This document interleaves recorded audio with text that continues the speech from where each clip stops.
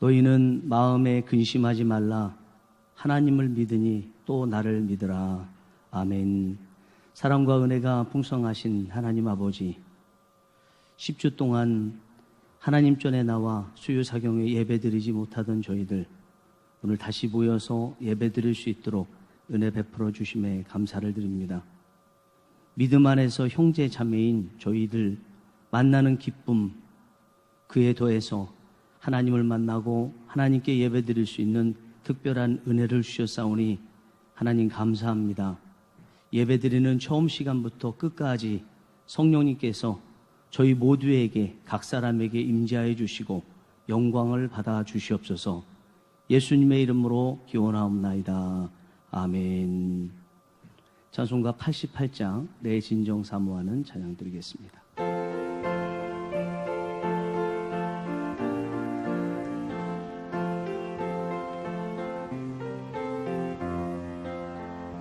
내 진정 사모하는 친구가 되시는 구주 예수님은 아름다워라. 산 밑에 백합 봐요 빛나는 새벽별, 주님 영원할 길 아주 없도다. 내 맘이 아플 적에 큰 위로 되시며 나 외로울 때 좋은 친구라. 주는 저 산 밑에 백합 빛나는 새벽별, 이 땅 위에 비길 것이 없도다. 내 맘의 모든 염려 이 세상 고락도 주님 항상 같이 하여 주시고, 시험을 당할 때에 악마의 계교를 즉시 물리치사 나를 지키네.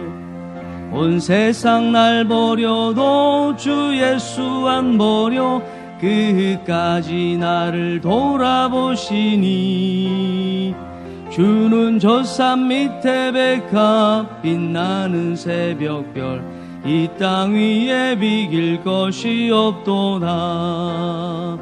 내 맘을 다하여서 주님을 따르면 길이 길이 나를 사랑하리니, 물불이 두렵지 않고 장검도 겁없네. 주는 높은 산속 내 방패시라.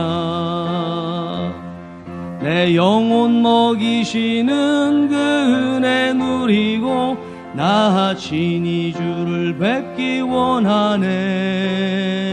주는 저 산 밑에 백합 빛나는 새벽별, 이 땅 위에 비길 것이 없도다.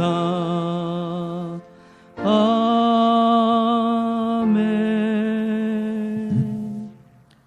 온전히 아름다우신 시온에서 하나님의 빛을 비추시니 만물의 아버지를 찬양하며 경배합니다.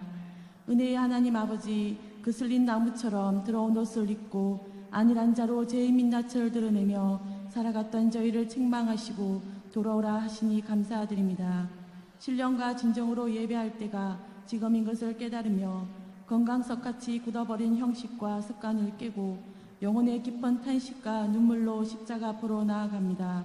주님, 모든 만물이 주님께 속하였음에도 번제를 드림같이 주의를 지켰다고 영혼 없는 감사가 전부를 드린 것 같이 여기고 마치 우리의 행실과 의로 죄를 용서함 받은 것처럼 한 저희의 교만함과 불순종을 용서하여 주시옵소서. 주님, 저희가 정말 미련한 자였습니다.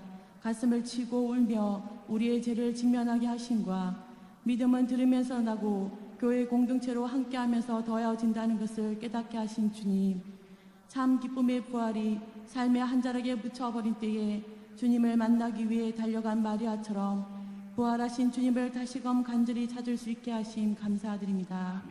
이제 다시 전능하신 여호와의 하나님께 돌아가 하나님의 얼굴을 구하며 가오니 저희를 받아 주옵소서. 일어나라 빛을 발하라 하신 주님, 다시 한번 한국교회의 부흥을 주시옵소서. 한국교회의 아름다운 옷을 입혀주시고 정결한 간을 씌워주시옵소서. 한국교회가 여호와 하나님의 말씀을 지켜 행하며 하늘의 공의를 선포하며 의로 일어나 다시 오실 예수님을 땅끝에서 만나는 영광을 보게 하여 주시옵소서. 우리에게 주신 잠시의 환난이 곧 은혜의 때였음을 알게 하시니 하나님 아버지의 뜻을 이제 우리가 가슴에 새겨 믿음의 선한 싸움을 끝까지 싸울 수 있도록 한국교회의 부흥의 불꽃이 다시 타오르게 하여 주시옵소서. 한국교회가 믿음으로 하나 되어 하나님의 역사의 물결을 타고 전진하며 달려가게 성령을 부어 주시옵소서.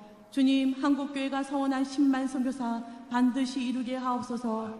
곧 다시 오시겠다고 약속하신 주님의 말씀을 붙들고 주님이 남기신 고난의 잔을 마시며 이기는 믿음으로 승리하는 한국교회가 되게 하여 주시옵소서. 날마다 새롭고 또 새로우신 십자가의 사랑을 붙들며 우리를 위해 물과 피를 다 쏟으신 다시 오실 만왕의 왕 예수님의 이름으로 기도드립니다. 아멘.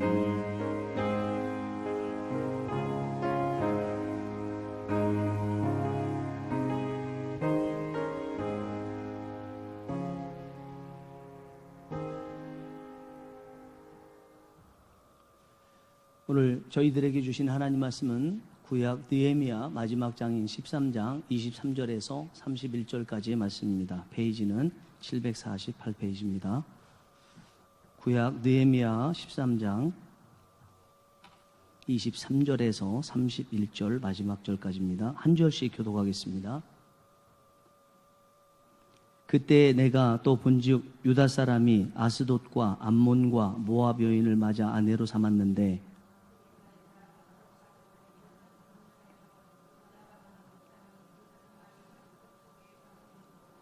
내가 그들을 책망하고 저주하며 그들 중 몇 사람을 때리고 그들의 머리털을 뽑고 이르되 너희는 너희 딸들을 그들의 아들들에게 주지 말고 너희 아들들이나 너희를 위하여 그들의 딸을 데려오지 아니하겠다고 하나님을 가리켜 맹세하라 하고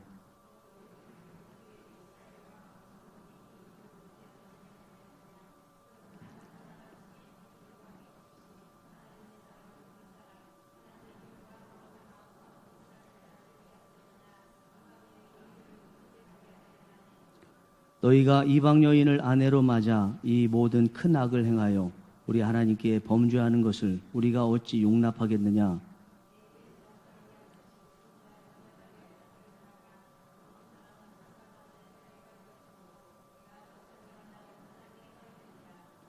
내 하나님이여, 그들이 제사장의 직분을 더럽히고 제사장의 직분과 레위 사람에 대한 언약을 어겼사오니 그들을 기억하옵소서.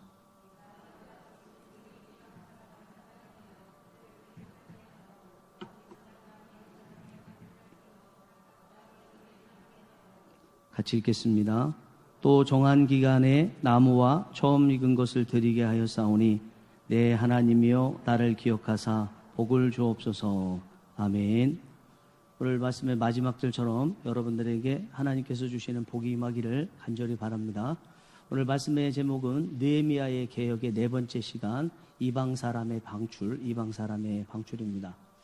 갓난아기를 둔 어느 젊은 남자 집사님과 여자 집사님이 계셨는데, 여자 집사님은 집에서 아기를 보고 남자 집사님은 집에서 좀 멀어진 곳에서 사업장을 경영하면서 있었습니다. 어느 날 저녁 늦게까지 일하고 직원들은 다 퇴근을 했는데 노숙자 한 사람이 그 사업장 경영하시는 집사님에게 왔어요. 그 물건을 보니까 너무 불쌍한 마음이 들어서 이 집사님이 집에 있는 아내 집사님에게 전화를 했습니다. 여보, 내 사업장에 지금 노숙자 한 분이 오셨는데 이분 너무 불쌍하니까 우리 집에 모시고 가서 같이 오늘 자려고 합니다. 이렇게 얘기를 하니까 아내 되시는 분이 전화를 받고 아주 조심스럽게, 여보, 그렇게 하면 조금 위험하지 않을까요? 그러지 마시고 오늘 저녁에 찜질방에서 그분이 좀 주무시고 내일 아침에 식사를 하실 수 있도록 돈을 좀 드리면 어떨까요? 이렇게 말을 하니까 이 남자 집사님이, 당신이 나와 같은 마음인 줄 알았는데 나와 다르군요. 알겠습니다. 그렇게 하죠. 그렇게 하고 전화를 끊고 돈을 줘서 노숙자분이 찜질방에서 주무시고 그리고 아침에 식사를 하도록 했다고 합니다. 이 남자 집사님은 아내하고 결혼하면 아내는 자기와 똑같은 마음이 될 것이라고 생각을 한 거죠. 왜냐하면 말을 하는 거 보니까 똑같아야 되는데 지금 다르다, 마음이 다르다 이렇게 생각을 했습니다. 사실은 이 젊은 집사님 부부가 다른 것이 아니죠. 똑같은 마음인데 방법이 다른 거죠. 남자 집사님은 집에 가서 이 노숙자분을 집에 데리고 가서 하루 좀 따뜻하게 지내고 아침밥을 먹이는 것이 노숙자를 향한 사랑이라고 생각했던 것이고, 이 여자 집사님은 그렇게 하면 집에서 서로 불편하고 또 혹시라도 도둑처럼 뭔가 들게 되면 서로 간에 불편하니까 그냥 돈 들여서 찜질방에서 지내고 하루 아침 식사하는 게 낫지 않겠습니까? 방법이 좀 다른 거죠. 우리가 이제 부부가 되면 서로 간에 모든 것을 다 합의하고 결혼하진 않죠. 모든 것을 다 이렇게 합시다. 당신 나하고 이것도 맞죠. 이렇게 하는 것이 아니고 기본적으로 결혼할 마음 정도만 갖고 나머지 것에 대해서는 다를 수 있습니다. 다르다 보니까 말도 다르죠. 그러니까 부부로서 가정을 일구어 나가면서 계속 서로가 하나 되기 위해서 노력하는 것이고, 자녀도 그 부부의 마음처럼 하나 되도록 노력해야 되는 게 부부의 모습입니다. 이 땅을 살아가면서 우리의 마음은 말로 드러나요. 말로 드러나는데 대부분 같이 공동체에서 지내다 보면 서로 간에 다른 말하고 또 다른 마음을 갖죠. 사도 바울도 고린도 교회, 분쟁 많은 그 교회에 고린도전서 1장 10절에서 너희가 나와 같은 말을 하고 같은 마음을 갖고 그렇게 말을 했어요. 같은 마음을 갖고 그것이 입술로서 말로서 같은 말로 드러나야 서로 같이 있을 수 있고 또 기쁜 공동체를 이룰 수 있을 것입니다. 그러나 사실 어느 공동체든 대부분 서로 다를 수 있고요. 다른 사람이기 때문에 이해해야 되고 그것을 넘어서 다른 사람이기 때문에 더 가까이 둬야 하기도 하는 거죠. 예를 들면 우리나라의 정부나 국회나 직장이나 교회나 같은 사람들이 모이는 것이 아니죠. 다른 생각을 가지고 다른 마음을 가지고 그래서 다른 말을 하는 사람들이 모이게 돼 있습니다. 그런 사람들이 나름대로 업무 처리를 하는 데 있어서 다른 마음이지만 능력도 갖출 수 있기 때문에 비록 나하고 마음이 다르고 생각이 다르고 또 말을 달리한다고 하더라도 오히려 그런 사람들을 가까이 두어야 되는 게 이 땅의 공동체들이 해야 될 일이라고 생각합니다. 그러나 같은 마음 또 같은 생각, 같은 말이 아니고 다른 생각, 다른 마음, 다른 말을 하는 사람들을 오히려 가까이 해야 되지만 그러나 그 공동체의 존재 목적을 흔드는 사람, 그런 마음을 가지고 그런 말을 하는 사람은 가까이 둘 수가 없죠.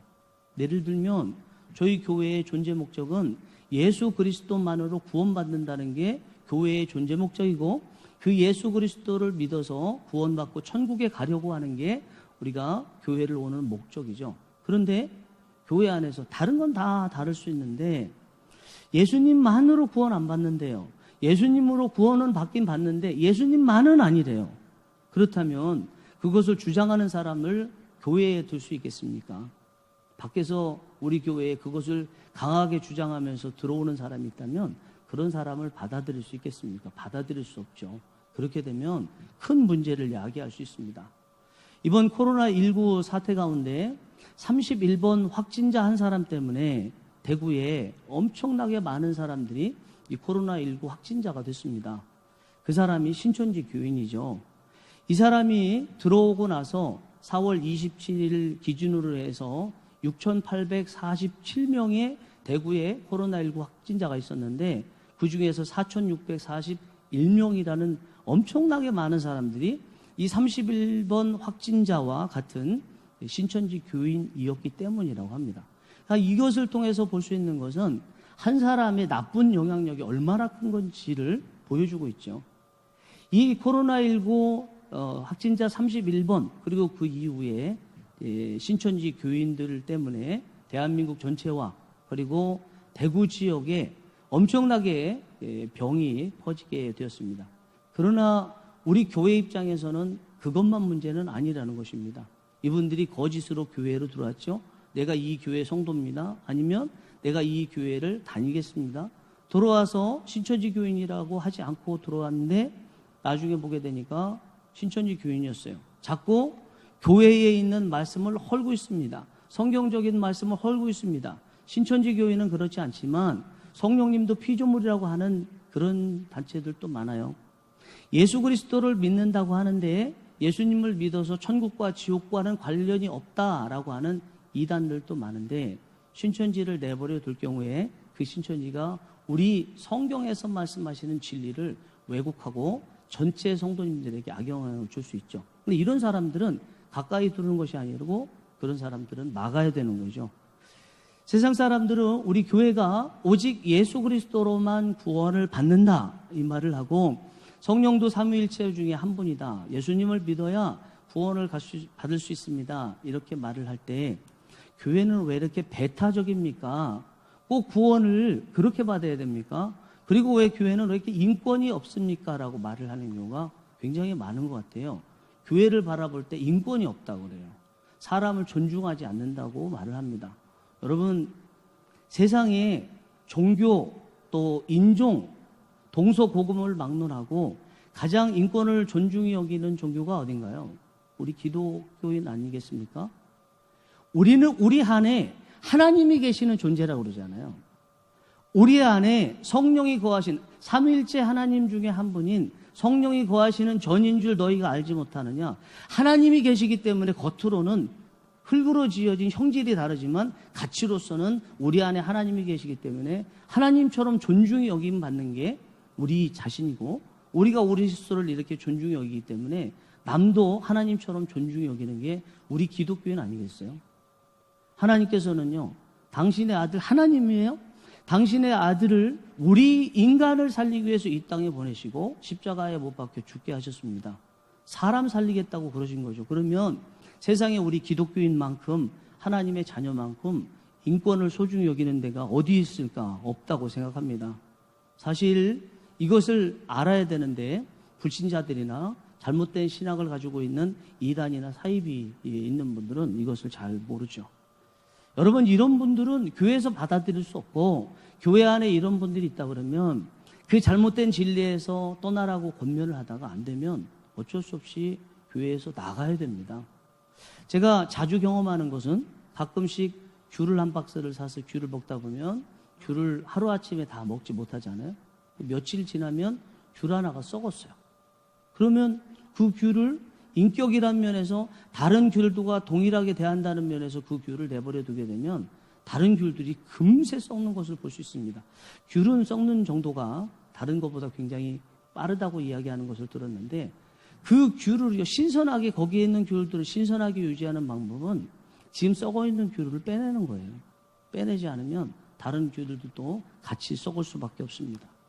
오늘 저희가 읽은 이 본문에 보면 느헤미야가 마지막으로 개혁을 하는데 두 부류의 사람들을 방출을 시킵니다. 한 부류 사람들은 블레셋의 아스돗과 요단강 동편인 모압과 암몬 지역에 살고 있었던 여인들과 결혼해서 그들 사이에 자녀를 낳았는데, 그 자녀들을 쫓아내고 여인들을 방출하는, 쫓아내는 내용이고요. 뒤에 가면 대제사장 엘리야십이라고 있는데, 이 사람의 증손자가 느헤미야가 성벽을 재건하는 데 있어서 처음부터 끝까지 방해를 놓았던 산발랏의 사위가 됐어요. 그 사람도 쫓아내는 게 오늘 본문의 말씀입니다. 느헤미야는 어떻게 이 아스돗과 모압과 암몬 지역의 여인들과 그리고 그들 사이에 태어난 자녀들이 있는 것을 알았냐면, 어느 날 문득 우연한 기회에 발견을 했어요. 분명히 거기에 있는 공동체 사람들은 히브리어, 이스라엘 말을 사용하는데 거기에 있는 사람들 중에 많은 사람들이 이 블레셋 말을 사용한다든지 모압, 암몬 말을 사용하는 것을 보고 이 큰일 났다고 하는 생각을 갖게 됐습니다. 그래서 이 사람들을 방출하게 됐습니다. 30절에 보면 모든 것을 다 마치고 마지막 절인 바로 앞에 깨끗하게 되었다 이렇게 말을 하는데, 느헤미야가 오늘 방출한 두 부류의 사람들을 다 방출하고 났더니 이 이스라엘 공동체가 깨끗하게 되었다 이렇게 말을 합니다. 한 부류의 사람들 또 다른 부류의 사람들을 빼내고 나니까 그제서야 깨끗하게 됐대요. 저희가 2월 22일로 알고 있는데 3월 1일부터 모여서 예배드리지 못했지만 그 전주에 모여서 마지막으로 예배드릴 때는 이미 코로나19가 대한민국에 퍼졌다는 이야기를 듣고 저희들 특별히 신경 쓰고 예배를 드렸었습니다.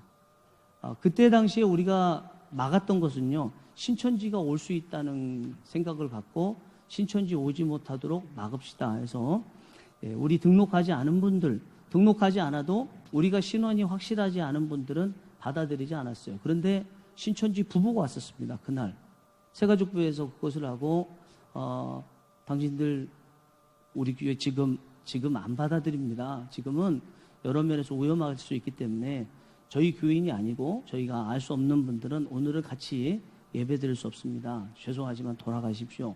정중히 말을 했는데 이 사람들이 끝까지 왜 막느냐고 그랬어요. 그래서 우리 새가족부에서 그러면 신분증 내놔보세요. 그러니까 얼른 도망갔다는 얘기를 들었어요. 만약에 그 사람들 막지 않고 내버려뒀으면 중간에 어떤 일이 생겼을까? 또 지금 또 어떤 상황이 됐을까? 이 생각을 하면 아찔하게 생각이 됩니다. 그렇게 보면 오늘 느헤미야가 이 두 부류의 사람들을 방출한 것은요, 우리 오늘날 도움을 받을 수 있는 교훈이 있을 것이라고 생각합니다. 여러 가지가 있을 수 있겠지만 오늘은 제가 한 가지만 보겠습니다. 그것은 느헤미야의 이 모습을 보면서 과감하게 행해야 된다는 거, 과감하게. 오늘 26절의 말씀을 보면 느헤미야가 25절 말씀 보면 느헤미야가 이 두 부류의 사람들을 보면서 당장 불러다가 책망하고 저주하고 때리고 머리털까지 뽑았다고 얘기해요. 4가지를 했대요. 좀 과격하죠, 그죠?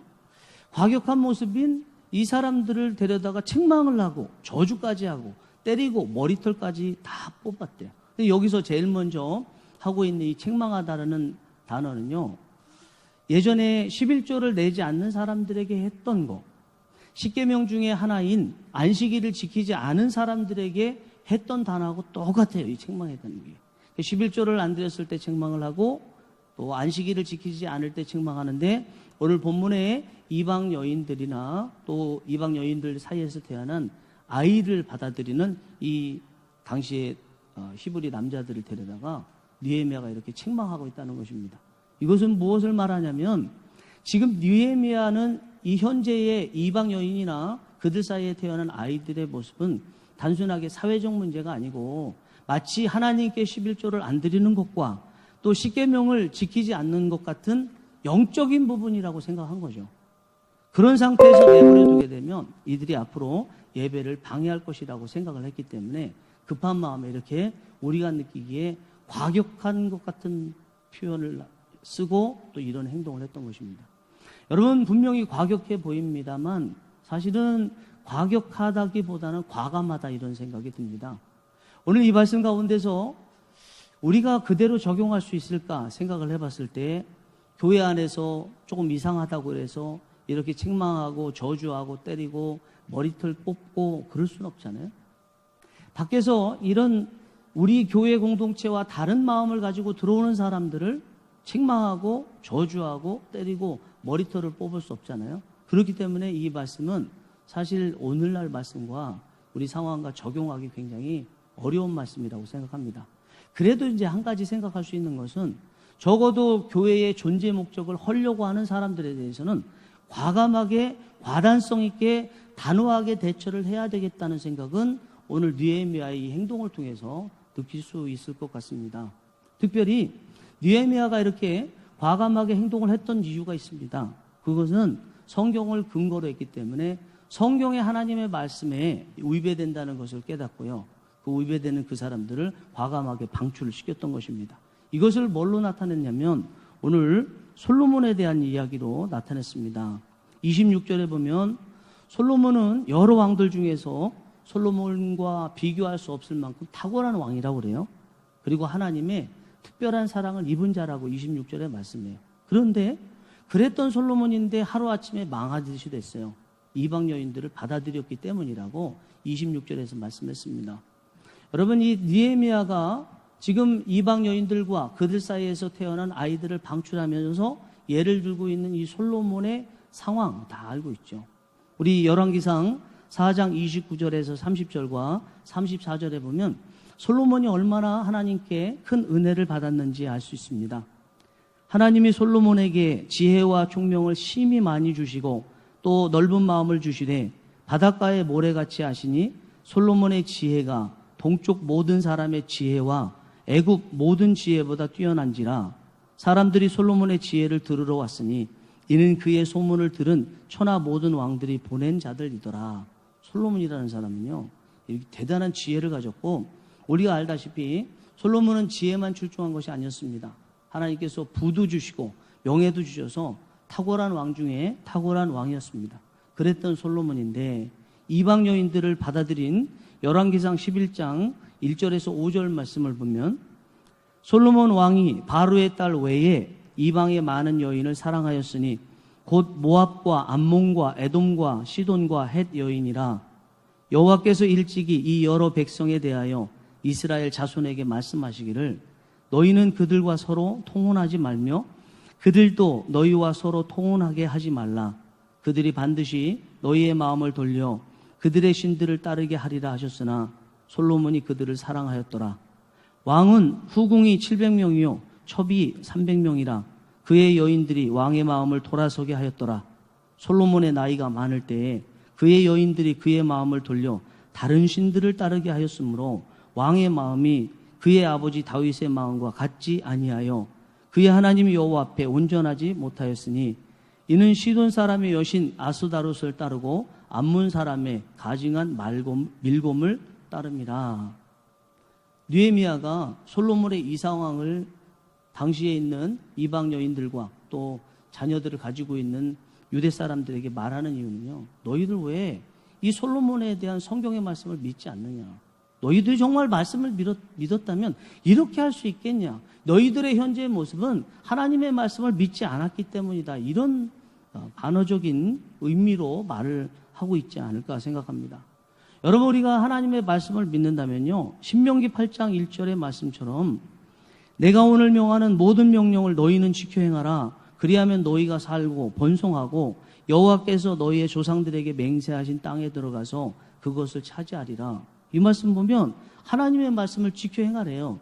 그러면 하나님께서 우리가 사는 땅에서 번성하게 만드신대요. 그 땅을 차지하게 만드신대요. 이것을 믿는 사람들은 하나님의 말씀을 지키겠죠.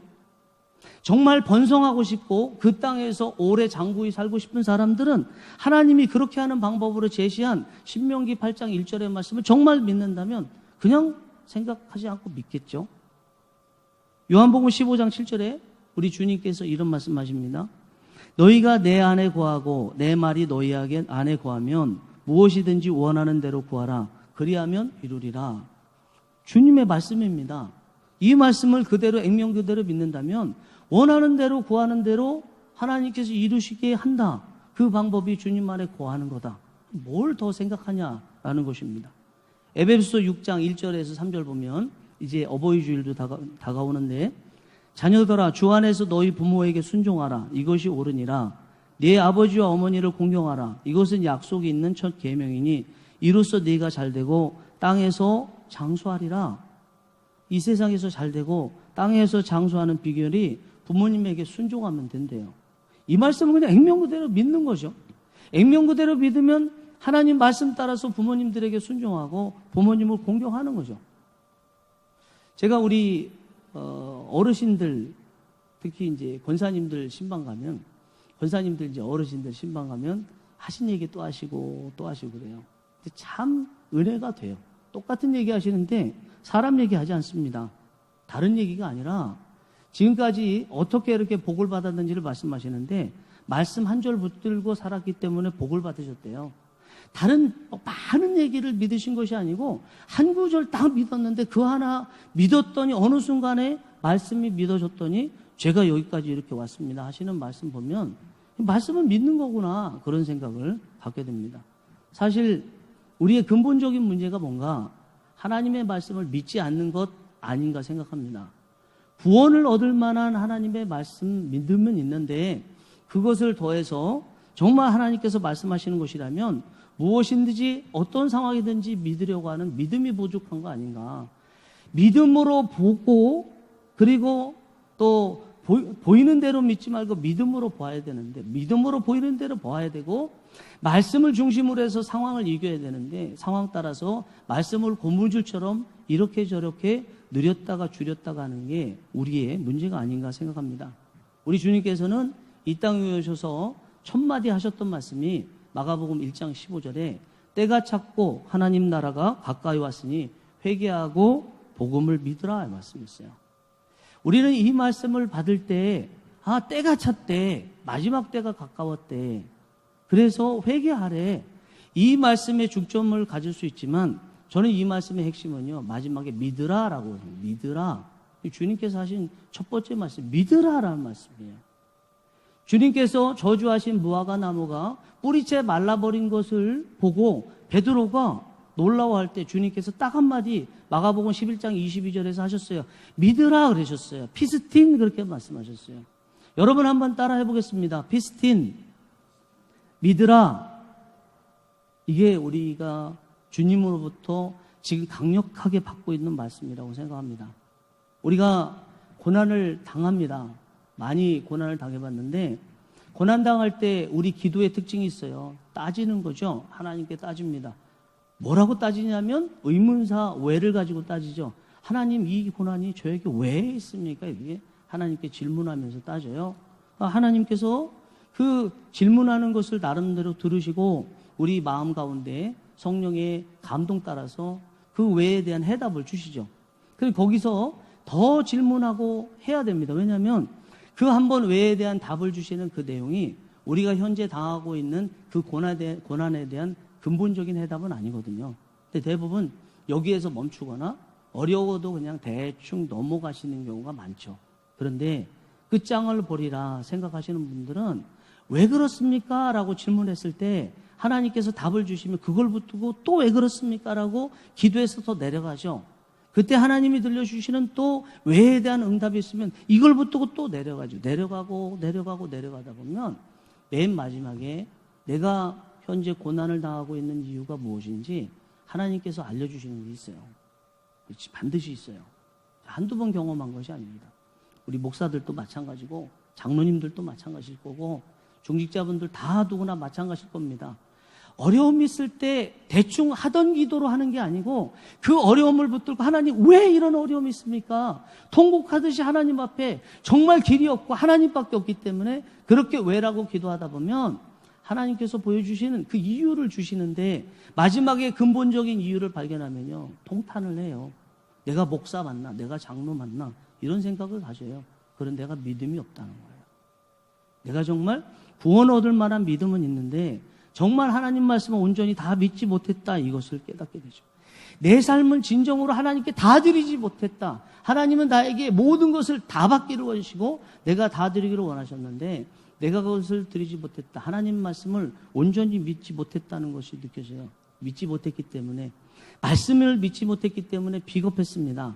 말씀을 믿지 못했기 때문에 인간적인 방법을 썼습니다. 말씀을 믿지 못했기 때문에 두려워하고 말씀을 믿지 못했기 때문에 사랑해야 될 사람들을 사랑하지 않고 미워한 거 아니겠어요? 정말 말씀이 믿어졌다면 액면 그대로 따지지 말고 그 말씀은 무조건 믿자. 그러자니까 이 말씀이 그렇다니까 지금 내 현재 상황이 어떻든 이 말씀이 그렇다니까 말씀을 믿자. 이런 마음을 갖고 믿었다면 비겁하거나 두려워하거나 남 탓하거나 인간적인 방법 쓰거나 남을 미워하지는 않았겠죠. 지난주 수요 사경회 때 저하고 이제 목회자들과 직원들만 예배를 드렸는데 그때 주일 성수에 대한 말씀을 드렸습니다. 보신 분들도 계실 것이고 안 보신 분들도 계실 것인데 그 말씀의 1차적인 결론은 주일 성수라는 것은 의무가 아니다. 주일을 성수했다고 구원받고 주일 성수하지 않았다고 해서 구원 못 받는다면 예수님은 뭐하러 오셨나? 예수님이 오신 것은 예수님 나를 위해서 십자가에 죽으시고 그분을 믿으면 구원받도록 하시기 위해서 오신 것이지 주일 성수로 구원받고 구원 안 받고 하는 건 아니다. 그러나 정말 예수님을 믿은 사람은 법으로 주일 성수를 하라고 하는 사람들보다 더 강력하게 주일을 지키기 위해서 애를 쓴다라는 말씀을 드렸습니다. 그렇지 않겠습니까? 법으로 주일 지켜야 돼요. 안 지키면 천국에 못 갑니다.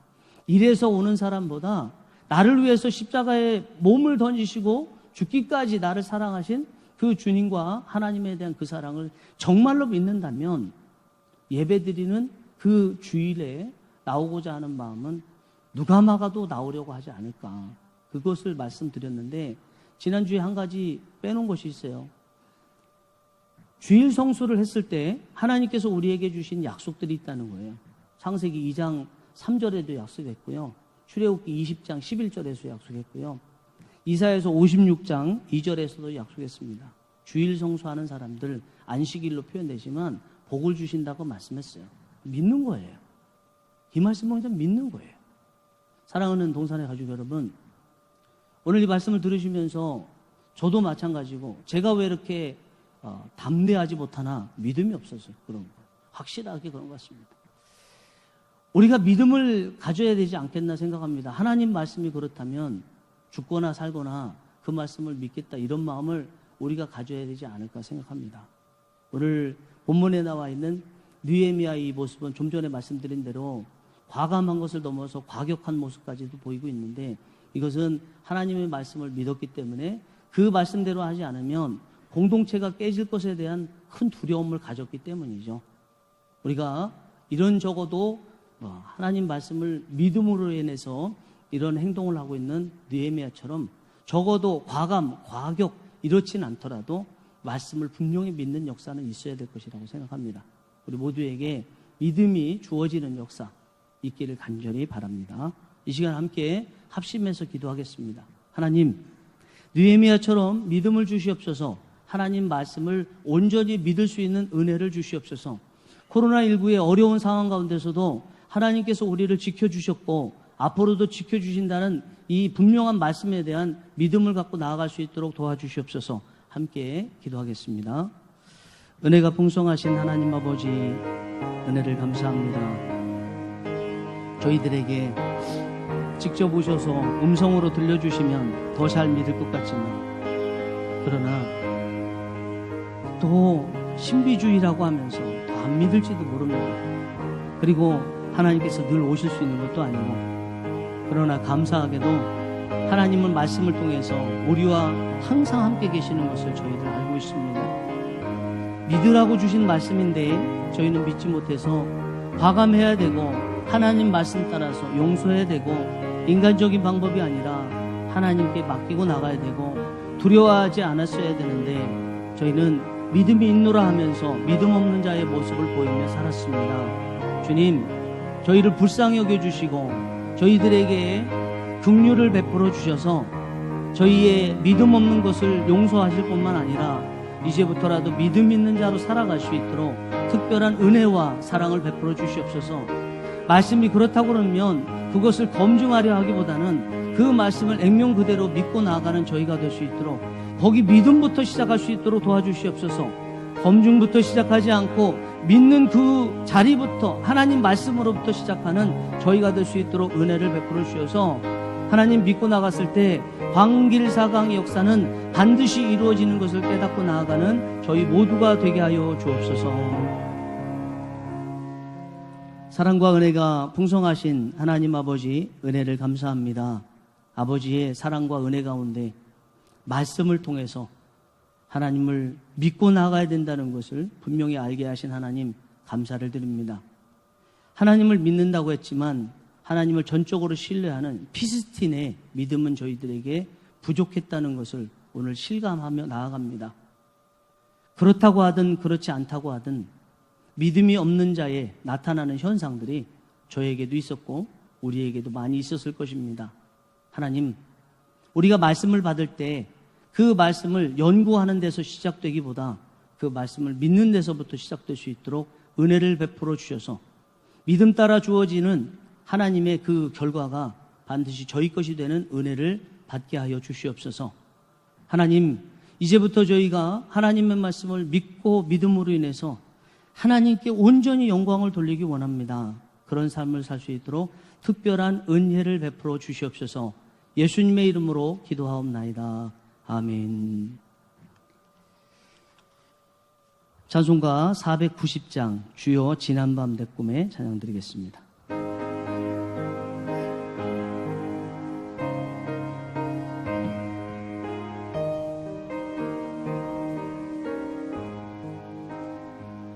주여 지난 밤 내 꿈에 베었으니 그 꿈 이루어 주옵소서.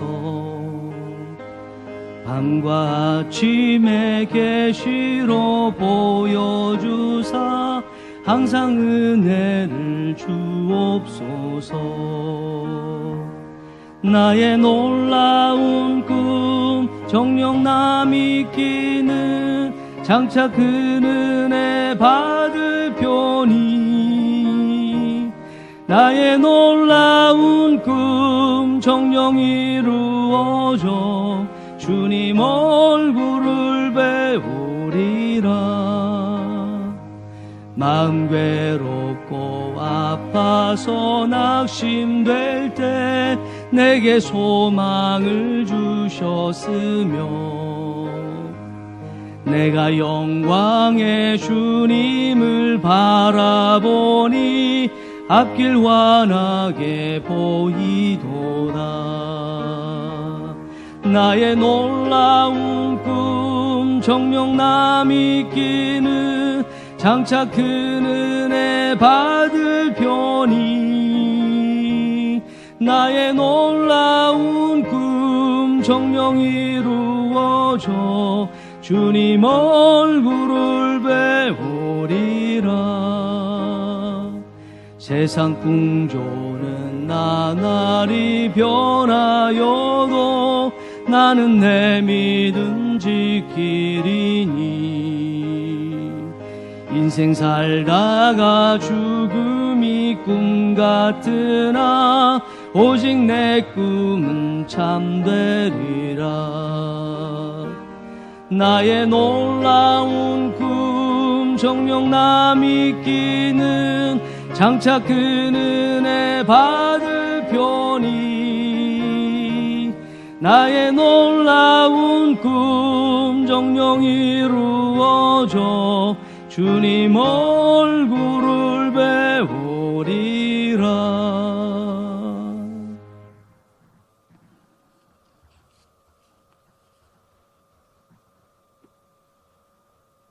이제는 우리 주 예수 그리스도의 은혜와 하나님 아버지의 무한하신 사랑하심과 성령님의 감화, 감동, 충만, 역사, 교통, 인도하심이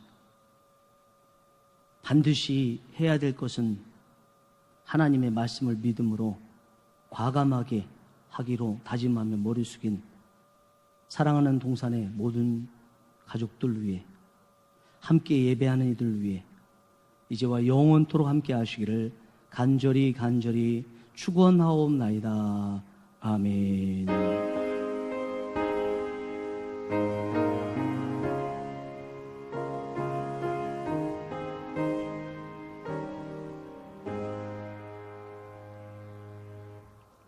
하나님께 영광의 박수 드리겠습니다.